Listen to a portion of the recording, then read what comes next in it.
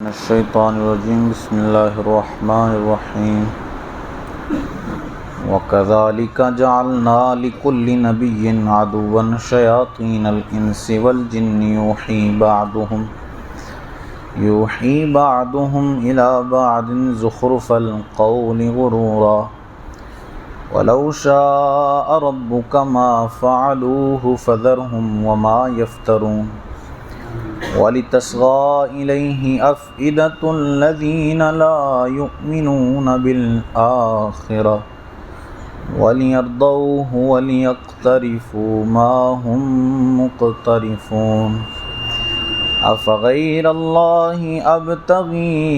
حَكَمًا وَهُوَ الَّذِي أَنزَلَ إِلَيْكُمُ الْكِتَابَ مُفَصَّلًا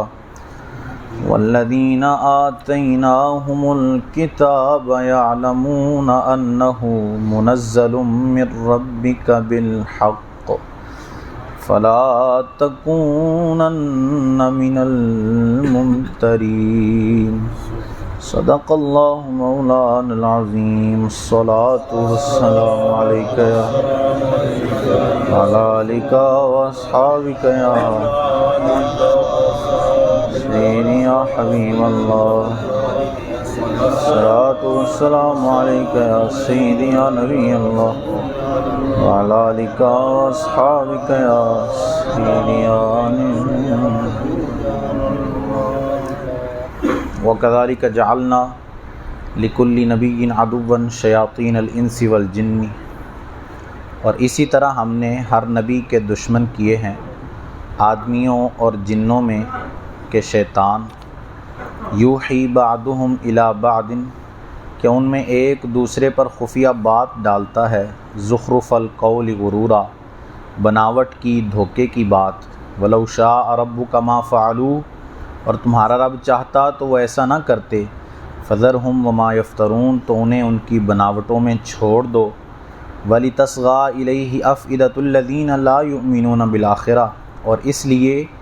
کہ اس کی طرف ان کے دل جھکیں جو آخرت پر ایمان نہیں لاتے وَلِيَرْضَوْهُ وَلِيَقْتَرِفُوا مَا هُمْ مُقْتَرِفُونَ اور اسے پسند کریں اور گناہ کمائیں جو انہیں کمانا ہے۔ اس آیہ مبارکہ میں حضور صلی اللہ تعالیٰ علیہ وسلم کو تسلی دی گئی کیونکہ جب کفار نے آپ کو جھٹلایا آپ نے ان کی منہ مانگی نشانیاں اور معجزات لا کے دکھائے لیکن پھر بھی وہ آپ کو جھٹلاتے رہے تو اس پر آپ رنجیدہ اور غمزدہ ہوئے تو اللہ عز و جل نے آپ کو تسلی دیتے ہوئے ارشاد فرمایا کہ آپ اس پر پریشان نہ ہوں بلکہ جس طرح یہ آپ کی مخالفت کر رہے ہیں ایسے ہی جتنے بھی انبیاء پہلے گزر چکے ہیں ان کی قوم کے جو کافر لوگ تھے وہ ان کی مخالفت کیا کرتے تھے اور یہ مخالفت جو ہے یہ اللہ کی طرف سے ایک آزمائش ہوتی ہے نبیوں کے لیے تاکہ نبی اس مخالفت کو برداشت کر کے اس پر صبر کر کے اللہ کی طرف سے اجر عظیم حاصل کر لیں۔ تو یہاں اس آیت میں اللہ عز و جل نے اپنے حبیب کو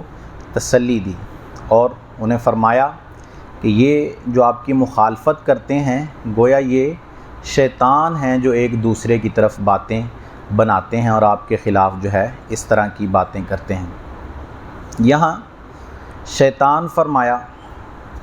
شیطان نے جو ہے وہ اپنے گروہ کے جو اپنی اس کی اولاد ہے اس کے دو گروہ بنائے ہیں۔ ایک گروہ انسانوں کے اندر وسوسے ڈالتا ہے اور ایک گروہ جو ہے وہ جنوں کے اندر وسوسے ڈالتا ہے۔ یہ ہمارا عقیدہ اور یقین ہے کہ جس طرح انسان اللہ کی مخلوق ہیں اس طرح جن بھی اللہ کی مخلوق ہیں۔ آج کل چونکہ زمانہ ماڈرن ہو گیا ہے تو شاید لوگ جو ہے وہ جن کی کوئی حیثیت نہیں سمجھتے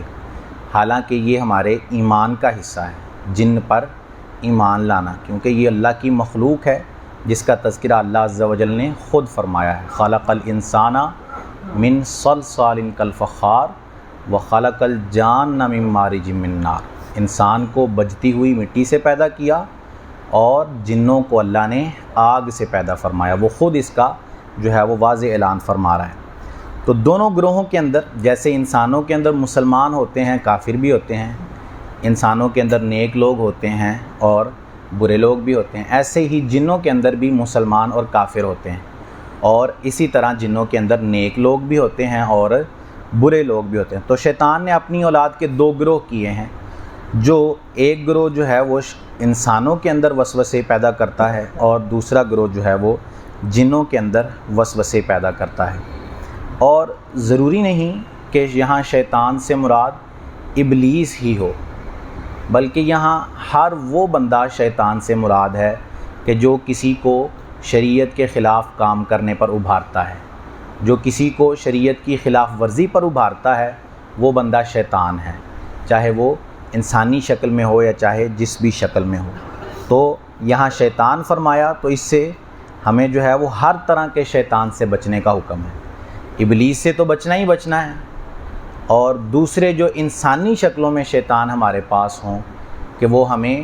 بری راہ کی طرف راغب کریں، ہمیں شریعت کے خلاف کاموں کی طرف لے کر جائیں، تو ہمیں ان سے بھی بچنا ہے۔ وہ شیطان کسی بھی صورت میں ہو سکتا ہے، وہ اپنے رشتہ داروں کی صورت میں ہو سکتا ہے، وہ اپنے دوستوں کی صورت میں ہو سکتا ہے، وہ کسی عالم کی شکل میں بھی ہو سکتا ہے۔ اس کی شکل بڑی جو ہے وہ نورانی ہوگی، اس کی شکل پر بڑی بہترین داڑھی ہوگی، اس نے بڑا بہترین جبہ کبا پہنا ہوگا، بڑا بہترین امامہ پہنا ہوگا، لیکن اس کی یہ ساری حالت اس کو شیطان میں تبدیل کر دے گی جب وہ شریعت کے خلاف لے کر چلے گا بندوں کو۔ تو ہمیں ہر طرح کے شیطان، ضروری نہیں کہ ابلیس ہی ہو، بلکہ ہر طرح کے شیطان سے بچنے کا حکم دیا گیا ہے۔ افغیر اللہ ابتغی حکما، تو کیا اللہ کے سوا میں کسی اور کا فیصلہ چاہوں؟ وَهُوَ الَّذِي أَنزَلَ إِلَيْكُمُ الْكِتَابَ مُفَصَّلًا، اور وہی ہے جس نے تمہاری طرف مفصل کتاب اتاری۔ وَالَّذِينَ آتَيْنَاهُمُ الْكِتَابَ، اور جن کو ہم نے کتاب دی، يَعْلَمُونَ أَنَّهُ مُنَزَّلٌ مِّن رَّبِّكَ بِالْحَقِّ، وہ جانتے ہیں کہ یہ تیرے رب کی طرف سے سچ اترا ہے۔ فَلَا تَكُونَنَّ مِنَ الْمُمْتَرِينَ، تو اے سننے والے تو ہرگز شک کرنے والوں میں سے نہ ہو جانا۔ اس آیت کا شان نزول یہ ہے کہ مشرکین مکہ حضور صلی اللہ علیہ وسلم سے یہ کہا کرتے کہ آپ ہمارے اور اپنے درمیان جو ہے کوئی ایک جو ہے فیصلہ کرنے والا مقرر کر لیتے ہیں، کوئی ایک حاکم بنا لیتے ہیں ہم، جو ہم دونوں گروہوں میں فیصلہ کروا دے گا، اس کی بات ہم مان لیں گے، جو بھی وہ فیصلہ کرے گا۔ اگر آپ کو سچا کہے گا تو ہم آپ کی بات مان لیں گے، اگر وہ ہماری طرف فیصلہ کرتا ہے تو پھر آپ ہماری بات مان لیجئے گا۔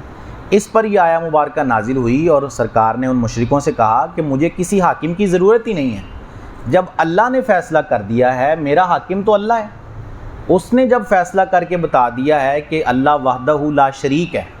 وہ ایک ہے، اس کے سوا کوئی معبود نہیں، اور نہ ہی اس کے ساتھ کوئی شریک ٹھہرایا جا سکتا ہے، نہ ہی اس کی کوئی اولاد ہو سکتی ہے، نہ ہی اس کی کوئی جو ہے وہ ہمسر اور بیوی ہو سکتی ہے، کچھ بھی نہیں ہے، وہ اکیلا واحد ہے۔ تو جب اس نے فیصلہ کر دیا ہے تو میں کسی دوسرے فیصلہ کرنے والے کو کیوں تلاش کروں؟ تم یہ جو مجھے دعوت دیتے ہو کہ ہم کوئی حاکم بنا لیتے ہیں، تو ہمیں حاکم کی کوئی ضرورت نہیں ہے، جب اللہ فیصلہ کر دے تو بس ہمارے لیے وہی کافی ہو جانا چاہیے۔ اس سے ہمارے لوگوں کو بھی عبرت حاصل کرنی چاہیے اس آیت سے، کہ آج ہم جو ہے وہ لوگ دوسروں کے پیچھے چلتے ہیں، اپنے دین کو چھوڑ کر دوسروں کی تہذیب اپنانے کے پیچھے چلتے ہیں، ہماری شکل و صورت دوسروں کی طرح کی ہے، ہمارا رہن سہن جو ہے وہ اللہ کے دشمنوں جیسا ہے۔ وہ اقبال نے کہا تھا کہ وضع میں تم ہو نصارہ تو تمدن میں ہنود، یعنی تمہاری شکل و صورت عیسائیوں جیسی ہے اور تمہارا رہن سہن تمدن جو ہے وہ ہندوؤں جیسا ہے۔ وضع میں تم ہو نصارہ اور تمدن میں ہنود، یہ مسلمان ہیں جنہیں دیکھ کے شرمائیں یہود۔ آج مسلمانوں کی حالت ایسی ہو گئی ہے نا، آج ہم نے اپنے رب کے فیصلے کو، کیونکہ ہمیں اب اپنے رب کے فیصلے کی شاید ضرورت ہی نہیں رہی، ہم جو ہے وہ بہت آگے چلے گئے ہیں، ہم اپنے رب کے فیصلوں کو، دین کی باتوں کو، شریعت کی باتوں کو دقیانوسی باتیں سمجھتے ہیں۔ ہم یہ سمجھتے ہیں کہ دین چونکہ پرانا ہو گیا، وہ 1400 سال پہلے کی باتیں تھیں، اب جو ہے وہ دنیا 1400 سال آگے چلی گئی ہے، تو کیا دین پرانا ہو گیا؟ نہیں، بدلا ہے زمانہ لاکھ مگر قرآن نہ بدلا جائے گا۔ قرآن کی جو آیت نازل کر دی گئی، جو احکامات نازل کر دیے گئے، چاہے لاکھ زمانہ تبدیل ہو جائے، چاہے 1400 سال چھوڑ 14,000 سال گزر جائیں، لیکن دین کبھی پرانا نہیں ہوگا، کیونکہ ہمارا دین، دین اسلام ایک مکمل ضابطۂ حیات ہے قیامت تک کے لوگوں، کیونکہ حضور آخری نبی ہیں، اور ہمارا دین آخری دین ہے، ان کے بعد نہ کوئی نبی آنے کا ہے اور نہ ہی کوئی دوسرا دین آنے کا ہے۔ تو جب اللہ عز و جل نے آخری دین نازل کیا تو وہ سارے لوگوں کے لیے کیا نا، وہ اس لیے تھوڑی کیا تھا کہ جو اس وقت لوگ موجود تھے بس وہی عمل کریں گے، بعد میں آنے والے کوئی نیا دین نکالیں گے۔ وہ ایک مکمل ضابطہ حیات تھا جو قیامت تک آنے والے لوگوں کے لیے اللہ عز و جل نے نازل کیا تھا۔ تو اب جتنا بھی زمانہ بدل جائے لیکن شریعت کی بات نہیں بدل سکتی، شریعت کی بات کبھی دقیانوسی بات نہیں ہو سکتی۔ شریعت ہمارے بہتری کے لیے ہمارے جو ہے وہ فیصلے کرتی ہے، ہمیں کسی بات سے روکتی ہے، ہمیں کسی چیز سے روکتی ہے شریعت تو وہ ہماری بہتری کے لیے۔ آج لوگ نئی ایجادات کر کے وہی چیزیں جو اسلام نے حرام کی ہیں ان کے اندر آج لوگ جو ہے وہ نقص تلاش کرتے ہیں۔ آج سائنسی تحقیقات سے پتہ چلتا ہے کہ جو چیزیں اسلام نے حرام کی ہیں اس کے اندر کس قدر جو ہے وہ صحت کے حوالے سے خرابیاں پائی جاتی ہیں۔ آج تو لوگ سائنسی تحقیق مان لیتے ہیں لیکن اللہ کے حکم کو نہیں مانتے۔ سائنسی تحقیق پر یقین ہے لیکن وہ رب جو سب جانتا ہے اس کے حکم پر یقین ہی نہیں ہے، اس کے حکم پر اعتراض ہے ہمیں کہ یہ کیا ہے، یہ کیوں ہے، دین اتنا مشکل کیوں ہے۔ کوئی مشکل نہیں ہے دین، ہم نے اپنے اوپر مشکل کر لیا ہے۔ جب حکم آ گیا تو حضور نے وہی ان کو مشرکوں کو جواب دیا، اور ہمیں بھی یہی جواب دینا چاہیے کہ ہمیں کسی کی بات سننے کی حاجت نہیں ہے۔ لوگ آج ہمیں مثالیں دیتے ہیں کہ مسلمانوں کو سیکھنا چاہیے یورپ والوں سے، مسلمانوں کو سیکھنا چاہیے فلاں سے، مسلمانوں کو سیکھنا چاہیے فلاں سے۔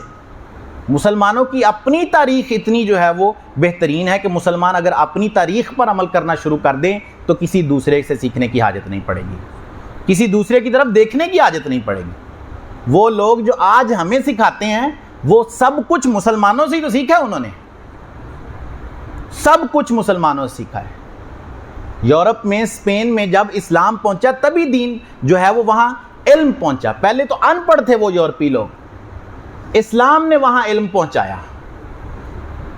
بغداد کے اندر منگولوں نے جب حملہ کیا تو لائبریریوں کی لائبریریاں انہوں نے تباہ کر دی، کیونکہ جنگلی لوگ تھے، ان پڑھ لوگ تھے، انہیں کچھ پتہ ہی نہیں تھا کہ تعلیم کیا چیز ہوتی ہے۔ بغداد کے اندر جو نہر بہتی ہے وہ کئی دنوں تک اس کا پانی جو ہے وہ کالے رنگ کا بہتا رہا، کیونکہ اس میں کتابوں کی سیاہی بہا دی گئی تھی۔ ہزار کتابیں جو ہے وہ اس میں راکھ کر دی گئی تھی، بہا دی گئی تھی۔ اور آج ہمیں لوگ سکھاتے ہیں کہ ہمیں یورپ سے سیکھنا چاہیے۔